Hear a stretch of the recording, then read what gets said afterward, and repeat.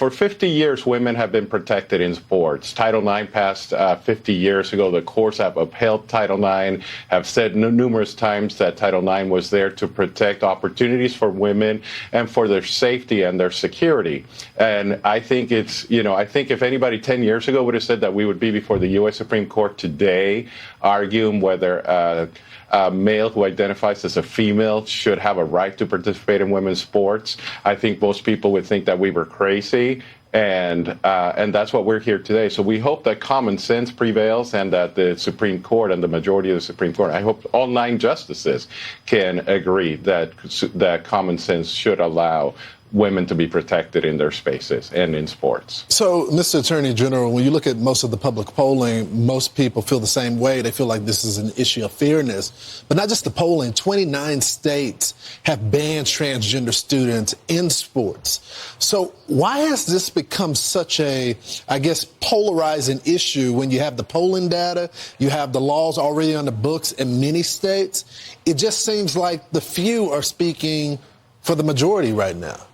Well, we went through a crazy period of time over the last 5 years where women were shut out of these spaces. When any athlete who stood up, they were shamed, they were criticized by the media, they were criticized by political activists, they were criticized by other politicians because they just wanted to have safe spaces in sports. They wanted to be protected and given the opportunity to participate in sports. But I think all of a sudden people started realizing that it didn't make sense. When you saw these athletes who were clearly males who were competing and dominating in sports, when you saw this young lady who, I think we all saw the video of a young lady playing volleyball who was hit in the face at such a tremendous strength and speed that she actually has damages for the rest of her life. My daughter was a volleyball player in high school, and when I saw that video, I just could not believe that we were allowing this in the United States. Yes, she dealt with damages as a result of this. Obviously, the court is not going to rule today. These are just the opening arguments right here. But how do you expect the court to rule on this matter?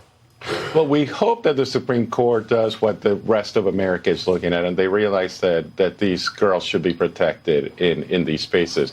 I never thought I would come on Fox News and actually quote the Washington Post, but the Washington Post actually did an editorial a couple of days ago that said that in all sense of fairness, that the state of Idaho and the state of West Virginia should be winning these cases.